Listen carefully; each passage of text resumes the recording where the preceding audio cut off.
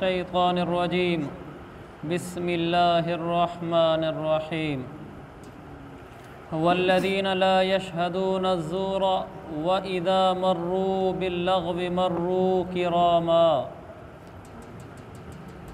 अल्लाह ताला के जो नेक बंदे हैं जिनको अल्लाह ने अपना बंदा शुमार फरमाया है, उनकी सिफ़ात चल रही हैं। ये सिफ़ात जिस आदमी में भी आ जाएंगी अल्लाह उसे अपना ख़ास बंदा बना लेगा। हम उनको दोहराते हैं पीछे से ताकि हमारे अमल के लिए भी ताज़गी हो जाए। पहली ये कि वो ज़मीन पर आजिज़ी से चलते हैं, तकब्बुर अकड़ से नहीं चलते। दूसरा, जब उनके साथ कोई जहालत की बात की जाए, लड़ाई की बात की जाए, उलझा जाए, वो आगे से उलझते नहीं हैं। बदतमीज़ी के जवाब में बदतमीज़ी नहीं करते, वक़ार से प्यार से जवाब देते हैं, कड़वे बोल का जवाब मीठे बोल से देते हैं। तीसरा, रातों को उठकर तहज्जुद पढ़ते हैं। चौथा, अल्लाह से दुआएं मांगते हैं, मुनाजात करते हैं। पाँचवां, फजूल खर्ची भी नहीं करते और कंजूसी भी नहीं करते, यानी अपनी आमदनी और ख़र्च का इंतज़ाम बराबर करके रखते हैं। छठा, शिरक नहीं करते। सातवां, नाहक कत्ल नहीं करते। आठवां, ज़िना नहीं करते। नौवां, वल्लज़ीना ला यशहदूना अज़्ज़ूर, ये जो बंदे हैं ये झूठी गवाही नहीं देते। इस पर कल मैंने अर्ज़ किया था, जिस पर वोट के बारे में भी अर्ज़ किया था कि वोट देना भी एक गवाही है, इसको भी सही इस्तेमाल किया जाए। इसी तरह बाद दफ़ा ये जो लोग गज़टेड ऑफ़िसर होते हैं, 18वें स्केल ग्रेड के ऑफ़िसर होते हैं, तो इनके पास बहुत दफ़ा ऐसा होता है कि कोई फॉर्म लाया जाता है अटेस्ट कराने के लिए। अटेस्ट करना भी गवाही है कि जब किसी के पास कोई पेपर आया है, जी आप अटेस्ट कर दें, तो वो अगर उसको सही समझता है फिर तो उसको कर दे।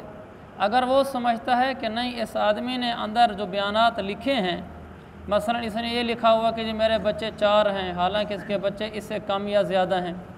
इसने किसी बच्चे की उम्र गलत लिखी हुई है, हालांकि उसकी असल उम्र और है, तो ये उसको अटेस्ट न करे, वरना ये भी गुनहगार होगा। क्योंकि अटेस्ट करने का मतलब ये होता है कि मैं चूँकि गवर्नमेंट की तरफ से एक मुलाजिम हूँ और हुकूमत का मेरे ऊपर एतमाद है और ये आम आदमी है, इस पर मैं एतमाद करता हूँ, लिहाजा इसने इस फॉर्म में जो कुछ लिखा है वो सारा ठीक लिखा हुआ है, मैं दस्तखत भी करता हूँ, मोहर भी लगाता हूँ। अगर उसमें कोई बयान गलत हुआ तो ये गुनाहगार होगा। और बाद दफ़ा टेस्ट करने वाले ऐसे लाइन लगा कर बैठे होते हैं, 8-10 फॉर्म पड़े होते हैं, सबको उठाया, मोहरें लगाई, दस्तखत के पेपर उठा के दे दिए, कुछ पता नहीं उसने क्या लिखा हुआ है अंदर। ये आपकी अमानतदारी की बात है कि आप उसको सही चेक करें और जो तहरीर सही हो उसको आप पास करें, जो ना हो आप उसको पास न करें, वरना आपने एक आदमी के बारे में गलत गवाही दे दी है। कहीं भी किसी मामले में गवाही तलब की जाए वहाँ पर सही गवाही देना ज़रूरी है। हर आदमी को इस बात का ख्याल रखना ज़रूरी है। घरों में भी इस तरह के मामलात पेश आते हैं जिसमें गवाही की नौबत पेश आती है, आदमी सही गवाही दे। हुकूमत की तरफ से बहुत सारी स्कीमें चलती हैं, उसमें भी आदमी ने ये स्कीम को लेना होता है। मसलन 12,000 रुपये मिल रहा है, 20,000 रुपये मिल रहा है, और दूसरे ज़मींदारों को कुछ रिलीफ मिल रहा होता है, किसी को सब्सिडी पर खाद मिल रही होती है, तो वो भी पहले फॉर्म फिल करने पड़ते हैं कि इस फॉर्म में ये लिखा हुआ है, और आदमी फिर उसको कहता है, ऊपर लिखा होता है क्या ये सब आपको कबूल है, तो नीचे वो कहता है कबूल है। कहीं एग्री का लफ्ज़ लिखा होता है, कहीं कुछ और लिखा होता है। जिस बात पर हम दस्तखत कर रहे हों हम दयानतदारी से उसको सही समझते हों। ऐसा ना हो कि बस छोटे ज़िम्मेदारों के लिए कोई हुकूमत की तरफ से रिलीफ आया है, अगरचे मैं छोटा ज़िम्मेदार नहीं हूँ, लेकिन ताल्लुक़ की बुनियाद पर वो एक फ़ार्म निकलवा के मैंने भी भर दिया और उन्होंने गवाही मांगी हमसे, हाँ जी ये बातें जो लिखी हुई हैं इसके मुताबिक आप इसके हैं अहल, जी हाँ मैं अहल हूँ। झूठ भी बोला और बाद दफ़ा झूठी गवाही भी दी, तो इससे अपने आप को बचाना चाहिए।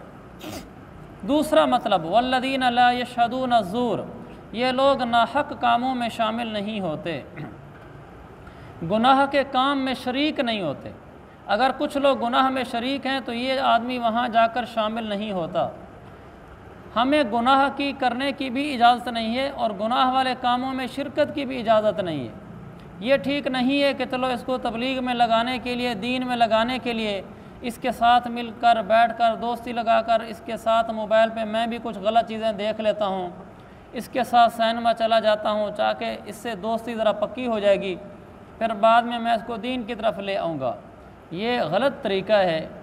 इसलिए कि किसी को दीन पर लाने के लिए हमें ख़ुद बेदीनी इख्तियार करने की इजाज़त नहीं है।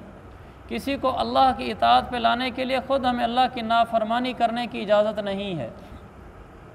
हज़रत उमर बिन अब्दुल अज़ीज़ का फरमान है कि अगर सारे लोग भी हिदायत पर आ जाएं और मुझे उसके लिए कोई एक नाजायज़ काम करना पड़े, फरमाया मुझे इसकी कोई ज़रूरत नहीं है।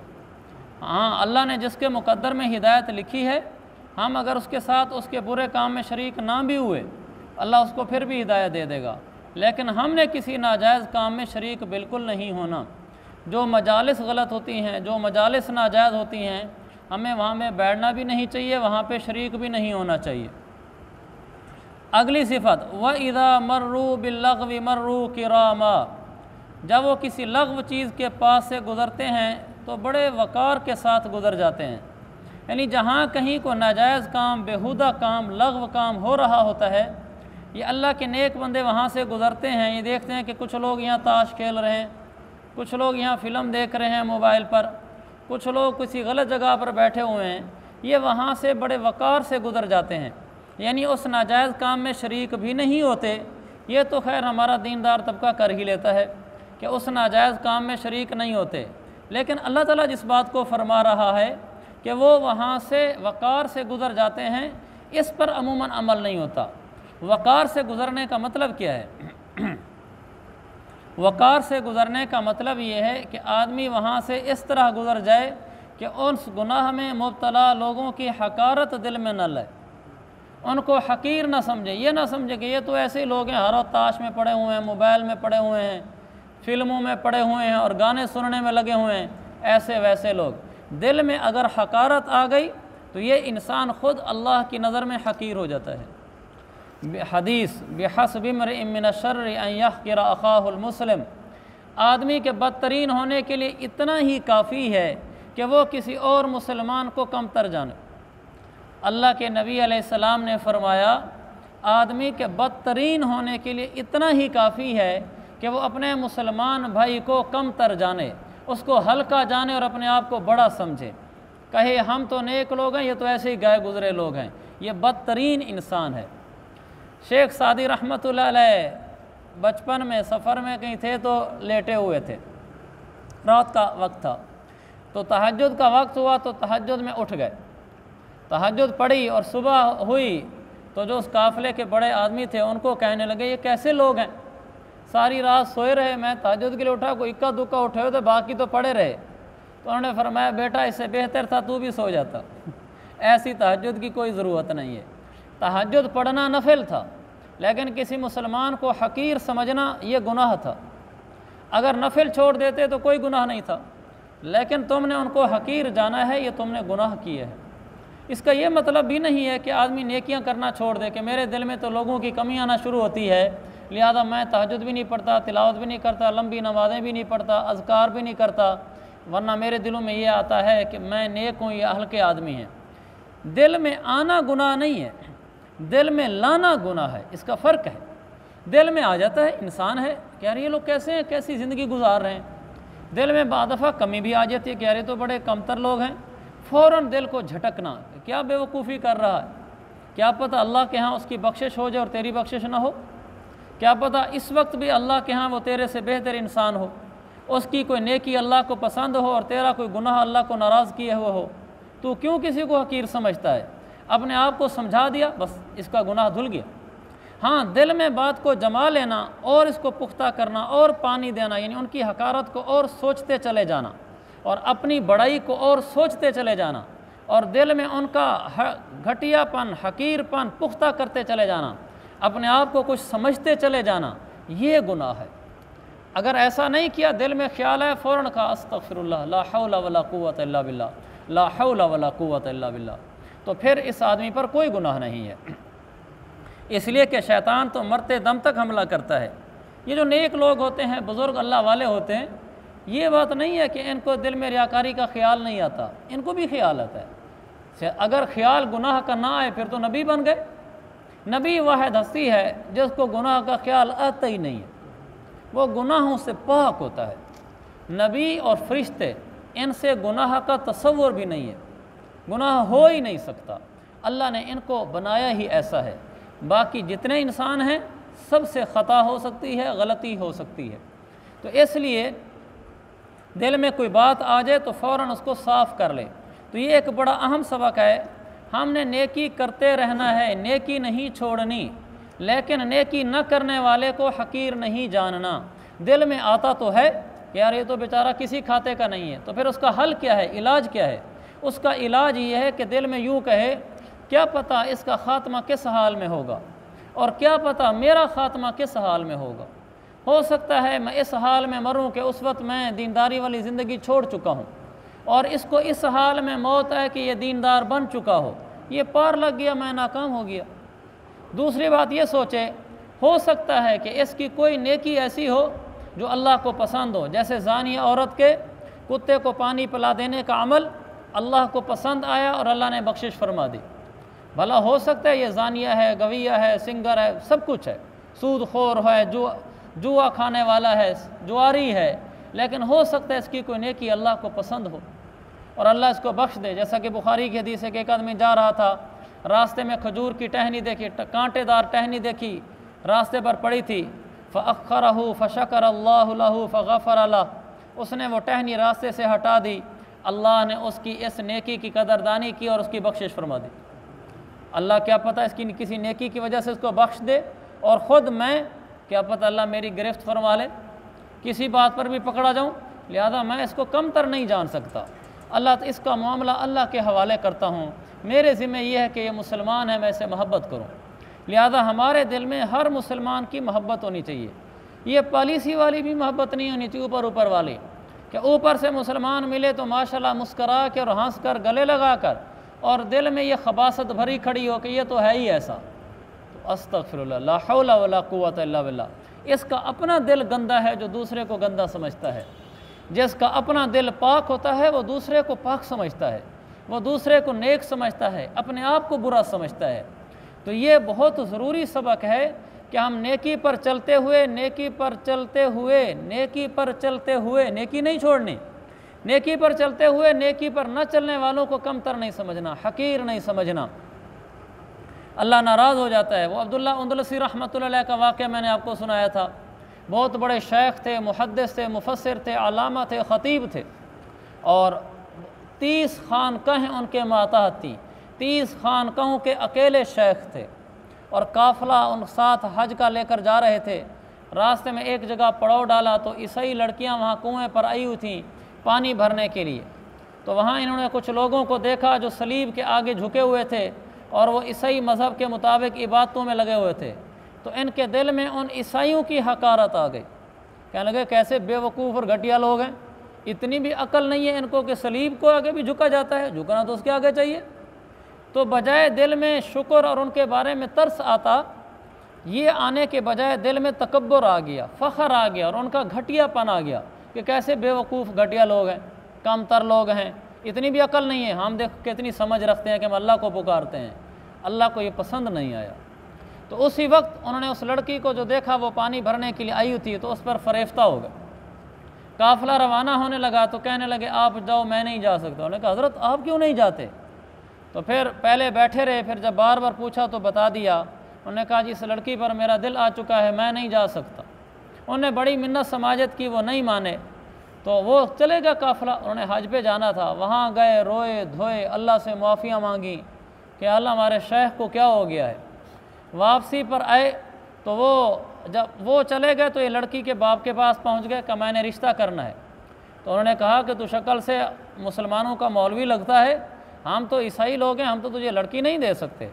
एक शर्त पे दे सकते हैं कि तू अगर ईसाई मज़हब कबूल कर ले तो मैं रिश्ता कर दूँगा। इन्होंने कहा मैं इसके लिए तैयार हूँ। अल्लाह की नाराज़गी इस हद तक चली गई कि ईमान छोड़ दिया उन्होंने, और वाकई ईसाई हो गए। वो वापसी जब काफ़िला आया तो उन्होंने देखा कि उनके हाथ में एक असा है और उसको पकड़कर खिंजीर चरा रहे हैं। तो उन्होंने पूछा कि शेख से कि ज़रा शेख कोई आयत कोई हदीस याद हो। कहने लगे कि हाँ एक हदीस याद है जो लाखों हदीसों के हाफिज़ थे, मन बद्दल दीनहु फ़क़्तुलूहु, जो अपना दीन बदल दे उसको कत्ल कर दो। ये एक हदीस याद है। तो उन्होंने कहा ये असा आपको याद है किस लिए था? उन्होंने कहा जी हाँ मुझे याद है, मैं इसी असा को पकड़कर मिंबर रसूल पर खड़ा होकर जुम्मे का खुतबा दिया करता था। आज वही असा वो सफ़र में लेके जा रहे थे, वही मेरे हाथों में है और उससे खिंजीर चरा रहे हैं। तो उन्होंने कहा हज़रत आप मुसलमान क्यों नहीं हो जाते? तो कहने लगे दिल करता है लेकिन यहाँ ताला लगा हुआ महसूस होता है, ज़बान से अल्फाज नहीं निकलते, मैं बेबस हूँ, मुझे छोड़ कर चले जाओ। तो ये बहुत रोए धोए, अल्लाह से मांगा मनवाया। खैर इनकी तौबा, इनका मांगना कबूल हुआ अल्लाह की बारगाह में। फिर उनको तौबा की तौफीक भी हो गई थी, दोबारा फिर से वो मदरसे में आ गए, खानकाह में आ गए। लेकिन एक दफ़ा अल्लाह ताला ने आने वाली नस्लों को समझा दिया मैं रब गनी हूँ, मुझे किसी की कोई परवाह नहीं है। क्या अल्लामा, क्या ख़तीब, क्या मौलाना, क्या शेखुल हदीस, क्या हज़रत, क्या कुछ हो, मेरे नज़दीक मेरा बंदा है। थोड़ा सा भी तकब्बुर करेगा, किसी को हकीर जानेगा, घटिया जानेगा, तो मेरी शान बेनियाजी अगर हरकत में आई, ईमान भी छीन लूँगा, इल्म भी छीन लूँगा, कुरान हदीस भी छीन लूँगा। और जिन असाओं से वो खुतबे दिया करते थे मिंबर रसूल पे खड़े होकर, उन्हीं के सहारे खड़ा करके खिंजीर चरवा दूँगा। मेरा रब बेनियाज है। या अय्युहन्नास अंतुमुल फ़क़राउ इलल्लाह, कुरान है। ए दुनिया जहान के सब इंसानों, जिसमें सब शामिल हैं, क्या आलिम, क्या फ़कीह, क्या ख़तीब, क्या कुतुब, क्या अब्दाल, क्या आए सारी दुनिया के लोगों, अंतुमुल फ़क़राउ इलल्लाह, तुम अल्लाह के दर के फ़कीर ही तो हो, तुम अल्लाह के दर के मोहताज ही तो हो, तुम अल्लाह के दर के भिकारी और गदागर ही तो हो, और तुम्हारी क्या हैसियत है और मैं कौन हूँ? कवल्लाहु हुवल गनी अल हमीद, बड़ी ताकत का कलाम है। का मैं अल्लाह वही तो हूँ कि जिसको किसी की कोई ज़रूरत नहीं है, अल हमीद, जिसको किसी की तारीफ़ की भी ज़रूरत नहीं है। तुम सबको मेरी ज़रूरत है और मुझे तुम्हारे किसी वली की भी ज़रूरत नहीं है, मुझे तुम्हारे किसी कुतुब अब्दाल अलामा ख़तीब की भी ज़रूरत नहीं है। तुम मेरे मोहताज हो, मैं तुम्हारा मोहताज नहीं हूँ, और मैं गनी हूँ, बेपरवाह हूँ, मुस्तगनी हूँ तुमसे। इसलिए अल्लाह की शान बेनियाजी से डरना चाहिए। जब उसकी गिरफ्त आती है तो वह बड़े बड़े मालदारों को हाथों में कासा गदई पकड़वा देता है, फ़कीरों का प्याला पकड़वा देता है, और बादशाहों को उठाकर जेलों में डलवा देता है, उलमा को उठाकर कुफ्र करवा देता है। वो बेनियाज है, उसकी शान बेनियाजी से डरना चाहिए। कभी फ़ख्र नहीं करना चाहिए कि मैं नेक हूँ, मैं मालदार हूँ, मैं ओहदेदार हूँ। डरते रहना चाहिए कि अल्लाह ये ओहदा छीन सकता है, माल छीन सकता है, ये इल्म छीन सकता है, ये इज़्ज़त भी छीन सकता है। सारे मुआशरे में जहाँ इज़्ज़त है, हर तरफ लोग इज़्ज़त से मिलते हैं, अल्लाह इसी मुआशरे में ज़लील और रुसवा कर सकता है। वल्लाह मेरा रब कादिर है और वो लम्हों में कर सकता है। उसको करने के लिए कुछ करना नहीं पड़ता, उसको करने के लिए सिर्फ चाहना पड़ता है। वो दिल में चाह ले हो जाता है आगे से। उसको निज़ाम हरकत में लाने के लिए कोई लंबी प्लानिंग नहीं करनी पड़ती, बस उसकी शान बेनियाजी से डरना चाहिए। ये सबक है। व इज़ा मर्रू बिल्लग़्वी मर्रू किरामा, जब वो गुज़रते हैं गुनाहगार लोगों के पास से तो बड़े वक़ार से गुज़र जाते हैं। उन लोगों को हकीर नहीं जानते, घटिया नहीं जानते, उनको बुरा समझे बग़ैर चुप करके वहाँ से गुज़र जाते हैं। इसलिए मेरे अज़ीज़ों, हमारे दिल में सबकी मोहब्बत होनी चाहिए, किसी की कमी नहीं होनी चाहिए, और दिल से मुस्करा कर सबको मिलना चाहिए, और दिल में ये रखना चाहिए कि ये मेरा नेक मुसलमान भाई है। क्या पता अल्लाह को इसकी कोई नेकी पसंद हो और ये बख्शा जाए, और मेरा कोई गुनाह अल्लाह की बारगाह में ऐसा हो जिस पर मेरी हलाकत के फ़ैसले हो चुके हों। वो मैं पहले भी सराइकी का जुमला बताया था। वो कहते हैं कि कह दे नाज पसंद, कह दी नमाज ही ना पसंद, कह दे नाज पसंद, कह दी नमाज ही ना पसंद। नाज अदा को कहते हैं। अल्लाह को किसी की अदाई भा जाती है, उसी पे अल्लाह जन्नत के फ़ैसले कर देता है। किसी की नमाज ही ना पसंद, किसी की इबादतें भी मेरा रब पसंद नहीं करता, उठाकर रद्दी की टोकरी में डाल देता है। कहता है इस काबिल ही नहीं है कि इनको कबूल किया जाए। लिहाजा सारी ज़िंदगी अल्लाह के आगे डरते रहना चाहिए, अपने आप को गुनाहगार समझना चाहिए। दिल में आए कि मैं नेक हूँ, ला हौल और इस्तिग़फ़ार करना चाहिए कि मैं अभी बड़ा बुरा आदमी हूँ। अपने आप को पहचानने के लिए कि मैं अच्छा हूँ या बुरा हूँ, इसकी बड़ी आसान सी पहचान है, बड़ी आसान सी पहचान है। अगर इंसान शरीयत पर चल रहा है और फिर अपने आप को गुनाहगार समझता है, ये अल्लाह की बारगाह में नेक इंसान है। अगर इंसान शरीयत पर चल रहा है और अपने आप को नेक समझता है, बड़ा समझता है, ये अल्लाह की बारगाह में गुनाहगार इंसान है। और जो शरीयत पर ही नहीं चल रहा वो तो वैसे ही गुनाहगार है। लेकिन अल्लाह के बारगाह में मेरा क्या हैसियत है, मैं अगर अल्लाह से पूछूं कि अल्लाह मैं तुझे कैसा लगता हूँ, यह पहचानने का तरीका है। शरीयत पर चलते हुए अपने दिल को टटोल के देखो तुम अपने आप को क्या समझते हो। अगर कोई चीज़ समझते हो तो अल्लाह तुझे कुछ नहीं समझता, और अगर तुम अपने आप को कुछ नहीं समझते, डरे रहते हो, सहमे रहते हो, गुनाहगार समझते हो दिल से, लफ्ज़ों से नहीं। वो कहते ना एक जुमला है जी, बंदा हकीर फ़कीर पुर तकसीर अर्ज़ करता है। हकीर फ़कीर पुर तकसीर कहने से कुछ नहीं होता। दिल बोले हकीर फ़कीर पुर तकसीर, दिल कहे कि मैं हकीर हूँ, मैं आजिज़ हूँ, मैं घटिया आदमी हूँ, मैं गुनाहगार आदमी हूँ, मेरी क्या औकात है, बस अल्लाह मेरे ऊपर करम फरमाए, बस फिर अल्लाह की नज़र में बड़ा आदमी है। और अगर दिल में ये है कि वाह हम जैसे कहाँ से आएंगे, तो बस अपनी खैर मनाए फिरिए। तो शैतान ने क्या कहा था, काना खैरुम मिन्हु, आदम अलैहिस्सलाम के बारे में अल्लाह ने कहा ना को सजदा कर, कहने लगा वाह अल्लाह मैं इससे बेहतर हूँ, खलक़तनी मिन नार व खलक़तहु मिन तीन, मुझे आग से पैदा किया है, इसको मिट्टी से पैदा किया है। आग ऊपर उठती है, मिट्टी नीचे होती है, मैं ऊपर हूँ या ये ऊपर है, मकाम मेरा बड़ा है या इसका बड़ा है, ये तो मिट्टी है और मैं ऊपर उठने वाली चीज़ हूँ। तो अल्लाह ताला ने क्या फरमाया, जा तो आज से आइंदा मेरी बारगाह में मरदूद हो गया, व इन्ना अलैका लअनती इला यौमिद्दीन, क़यामत के दिन तक तेरे ऊपर मेरी लानत बरसेगी, इसलिए कि तूने ये कहा है कि अना खैरुम मिन्हु, मैं बड़ा हूँ ये छोटा है, मैं इससे बेहतर हूँ ये मुझसे कमतर है, का इस वजह से जा मेरी बारगाह में मरदूद हो गया। ये अगली बात मैंने कहीं पढ़ी तो नहीं सुनी है कि शैतान के पास आ गए फरिश्ते तो कहने लगे कि अल्लाह ताला ने कहा है कि जो मेरी इबादत में जितने मशगूल हैं मैंने इनमें से एक को अपनी बारगाह में मरदूद करना है। तो शैतान को 4000 साल हो गए थे अल्लाह की इबादत में लगे हुए, तो जो आकर कहता ना जी हज़रत मेरे लिए दुआ कर दें अल्लाह मुझे मरदूद ना करे, तो ये घमंड में कहता था कि ऐ अल्लाह इसको मरदूद ना करना। फिर दूसरा आता कि अल्लाह से दुआ करो कि अल्लाह मुझे मरदूद ना करे, तो वो सब के लिए कहता रहा कि अल्लाह इसको मरदूद ना करना। अल्लाह ने भी कहा ठीक है इनको नहीं करूँगा, तुझे ही करूँगा, क्योंकि तूने अपने बारे में तो मांगा नहीं, तू तो ये समझ रहा है कि मैं तो 4000 साल से इबादत कर रहा हूँ, मैं तो वैसे ही पार हूँ, मेरा तो नेक होना तो मुसल्लम है, मानी हुई चीज़ है, चलो ये बेचारे सहमे हुए डरे हुए हैं तो इनके लिए दुआ कर देता हूँ। अल्लाह को उनका डरना पसंद आ गया, उनमें से किसी को मरदूद नहीं किया, और जिसको अपनी नेकी पर अकड़ आ गई, अपने आप को बड़ा समझा और उनको हल्का समझा, उसी को अल्लाह ने कहा इन्ना अलैका लअनती इला यौमिद्दीन, जा तेरे ऊपर मेरी लानत है, क़यामत के दिन तक तू मरदूद हो गया है। कभी अपने आप को नेक और लोगों को हल्का नहीं समझना, हज करके हाजी नहीं बन जाना और तहज्जुद में पढ़ के बुज़ुर्ग नहीं बन जाना, बल्कि अपने आप को गुनहगार ही समझते रहना है। कभी अपने आप को नेक नहीं समझना, ना अपनी नेकियों के तज़किरे करने हैं। तो अल्लाह ताला मुझे भी अमल की तौफ़ीक़ अता फ़रमाए और आप हज़रात को भी तौफ़ीक़ अता फ़रमाए। ये एक एक सिफ़त मैं तफसील से बयान कर रहा हूँ, ये इसलिए बयान कर रहा हूँ तफसील से कि मेरे और आपके अंदर उतरे, वरना दर्स भगा कर भी निकाला जा सकता है। हर आयत की दो लफ्ज़ों की तशरीह और आगे, दो लफ्ज़ों की तशरीह और आगे, उसमें यह फ़ायदा तो हो जाएगा ज़रा 2-4 सफ़े जल्दी पढ़ लेंगे।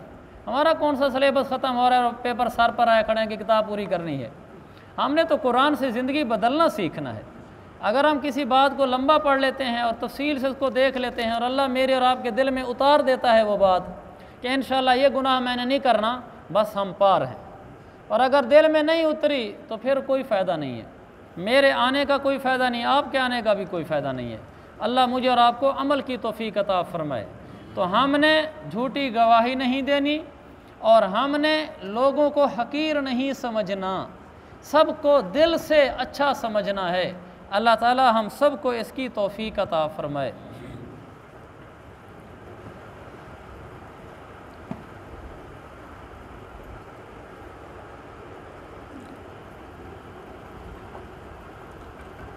सुन्नतें चल रही थी यहाँ मस्जिद में, जब आदमी आता है उस वक्त किन बातों का ख्याल रखे, मुख्तलिफ़ हदीसों को सामने रख कर उलमा ने ये सुन्नतें बयान फरमाई हैं कि जिस वक्त भी मस्जिद आना हो तो इन सब बातों का ख्याल रखे। ये सारे बातें सुन्नत हैं। ये 10 बातें हैं, और भी हैं लेकिन यहाँ 10 मज़कूर हैं। नंबर 1, बिला ज़रूरत शदीदा दुनियावी बातें ना करे, दुनियावी गप शप इधर उधर की बातें ना करे। कोई ज़रूरत हो तो कर भी सकता है, लेकिन बाज़ार वाला माहौल ना बनाना शुरू करे, मस्जिद के तक़द्दुस का ख्याल रखे। नंबर 2, लोग नमाज़ पढ़ रहे हों तो तिलावत और ज़िक्र आहिस्ता करे, इसका बहुत ख्याल रखना चाहिए कि अगर कोई आदमी नमाज में मशगूल है तो नमाज पढ़ रहा हो तो हमें तिलावत आहिस्ता करनी चाहिए, ज़िक्र भी आहिस्ता करना चाहिए। नंबर 3, किबला रू न थूकें, मस्जिद में बैठे हुए हैं थूक आ गई है तो उधर ही ना बैठ के थूक दें। हमारे ज़माने में तो थूकते ही नहीं हैं, इसलिए कि हमारी मस्जिदें बहुत साफ़ शफाफ होती हैं। लेकिन जिस ज़माने में मस्जिदों में कंकरियाँ बिछी होती थीं और मस्जिद में बैठे होते थे, छोटी छोटी मस्जिद होती थी तो थूकते थे, मस्जिद से थूक बाहर भी जा सकती है, वहीं बैठ के थूक देते थे। उसमें कहा है कि किबले की तरफ मुंह करके नहीं थूकना चाहिए। नंबर 4, किबले की तरफ पैर न फैलें, आदमी बैठा होता है तो पाँव किबले की तरफ नहीं होने चाहिए। नंबर 5, गाना ना गाएं। उस वक्त जब ये बातें लिखी जाती थी तो अजीब लगता था, अब तो मस्जिद में गाने का आम माहौल है। जिस आदमी की मोबाइल की टोन बजती है तो गाना शुरू हो जाता है। हमें मोबाइल की टोन पर गाना नहीं लगाना चाहिए, ऐसे मुफ्त का अपने आप को फंसाने वाली बात है आखिरत के लिहाज से। और नंबर 6, ना बाहर गुम हो जाने वाली चीज़ों को तलाश करें। जो चीज़ मस्जिद से बाहर गुम हो जाए उसका मस्जिद में ऐलान नहीं करना चाहिए। अगर कोई आदमी मस्जिद की हदूद में खड़ा होकर बाहर गुम होने वाली चीज़ का ऐलान करता है तो अल्लाह के नबी ने फरमाया, कहो ला रद्दहल्लाहु अलैक, अल्लाह ये तेरी चीज़ तुझे वापस ही ना दिलाए। तो मस्जिद में खड़ा होकर यहाँ ऐलान करता है, लिहाजा मस्जिद में ऐलान नहीं होना चाहिए। और आगे है ना ऐलान करें, यानी गुम होने वाली चीज़ को वहाँ ऐलान न करें। और आखिर में 8वीं है, बदन कपड़े या किसी और चीज़ से न खेलें। तो यहाँ आकर आदमी कपड़ा वगैरह ठीक करने में तो कोई हर्ज नहीं, लेकिन अंदर आकर खेलने में लगा रहे, ये पसंदीदा चीज़ नहीं है। नंबर 9, उंगलियों में उंगलियां ना डालें, ना इनको चटखाएं। ये ऐसे उंगलियों में उंगलियां डाल के इसको ना ऐसे चटखाते हैं ज़ोर से, ये ऐसा करना मकरूह है। ये न मस्जिद के अंदर भी मकरूह है और मस्जिद के बाहर भी मकरूह है। उंगलियों में उंगलियां डालना तशबीक कहते हैं इसको, ये मना है। और यानी चटखाना मना है। अगर कोई आदमी बैठा हुआ है यूँ हाथ करके तो ये बुरा नहीं है, लेकिन यूँ उंगलियां डाल के और यूँ उसको चटखाना ये बुरा है। अलगर्स, मस्जिद के एहतराम के ख़िलाफ़ कोई काम न करें। कोई काम मस्जिद में ऐसा नहीं होना चाहिए जो मस्जिद के एहतराम के ख़िलाफ़ हो। ये जब नात खानियाँ हो रही होती हैं उसमें कई काम ऐसे होते हैं जो मस्जिद के अदब के ख़िलाफ़ होते हैं। ख़ास तौर पर ऊपर जो पैसे डाल रहे होते हैं और उसमें बड़ी अजीब सी फ़िज़ा बनी हुई होती है, ये अच्छी नहीं है। नात खान की माली मदद करना कोई हर्ज की बात नहीं है, लेकिन इस तरीके से करना ये ठीक नहीं है। और फिर उसमें और भी बाज़ दफ़ा गहमा गहमी शोर शराबा होता है। इन चीज़ों से मस्जिद को पाक रखना चाहिए। अल्लाह ताला मुझे और आपको अमल की तौफ़ीक़ अता फ़रमाए।